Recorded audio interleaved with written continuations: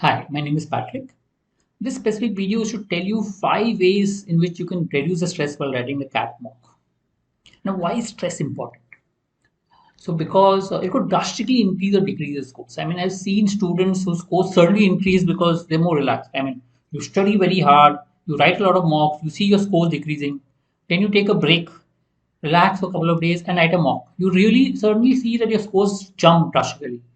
That helps because it shows that you're, less stressed about it. Okay, I've seen students whose percentile have increased from less than 70 to more than 95 percentile, and vice versa. Because certainly you are stressed, and the more stress can cause less scores. I've seen that also happening. People who are really scoring high, then suddenly they get too stressed in the examination, underperform. It can go from 95 plus percentile to less than 70 percentile easily. I mean, that's how it can work.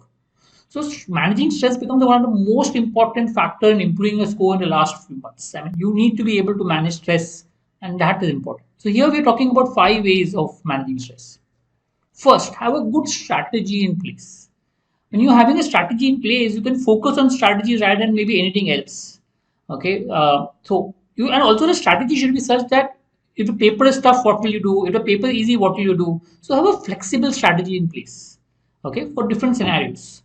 It helps to keep your mind on the strategy rather than focusing on maybe the paper is difficult, the paper is easy. That can create more stress in you. The strategy becomes very important and go ahead. Also remember that when you're writing a mock, if you're finding the paper difficult, it is normally difficult for everyone. And if you're finding the paper easy, it's easy for everyone. So go with the flow of the paper, follow your strategy. Don't think about whether paper is tough or easy. Second is learn to meditate for 15-20 seconds. I mean, just close your eyes, take a deep breath that helps you to relax and then solve. It can just free your mind a lot. And the moment your mind is free, you can think better. So learn that meditation, and specifically when you're tired, maybe in a quant section, somewhere in between the quant section you're tired, or somewhere in between DLR section you're tired, you can't think through it. Close your eyes, just take a deep breath, couple of deep breaths, few deep breaths, 15-20 seconds, relax yourself, and then go ahead. I mean, see what meditation works for you. It helps to relax during the and helps to have a way to relax yourself. Find your own way that will help you relax. Third, I would normally recommend people don't keep targets. Targets are not really good. I mean, you can, if you feel that motivates you, try it out. But what happens is if you keep a target, it can create additional stress. So I want to score so much, like last year's exam. People wanted to score so much, but the paper was tough last year. So what happened is a lot of people were not able to reach a target. And because they were not able to reach a target, it created additional stress. And because of which your scores will go down further. There's a problem also when a paper is easy. When a paper is easy, you reach your target easily. You're easy, so you're able to reach the target easily. And then you become complacent because you believe that you reach a target, not realizing that because the paper is easy, the cutoff may increase and you may not reach the cutoff level. The target is different from cutoff. I mean, you should be with an open mind. I mean, if your paper is easy, push yourself and solve as much as possible. Paper is tough, try to focus on picking up the tough questions and trying to solve. That's how you need to go about. Avoid keeping targets as far as. Try it out, see if it works for you, not works for you. Because sometimes stress helps some people, but in most of the cases it does not. Experiment during the mock.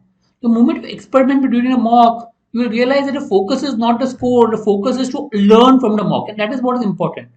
And when you focus on learning from the mock, your stress level will automatically reduce. Your focus then shifts to learning, and that will help you to improve your scores over a period of time.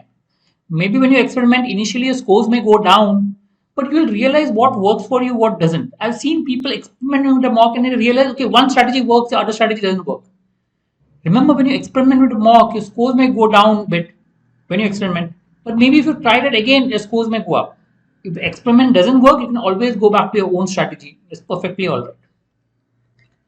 Avoid seeing the clock. One reason a lot of people face problem or stress is because of the clock. They keep on seeing the clock regularly, and that creates more stress in them.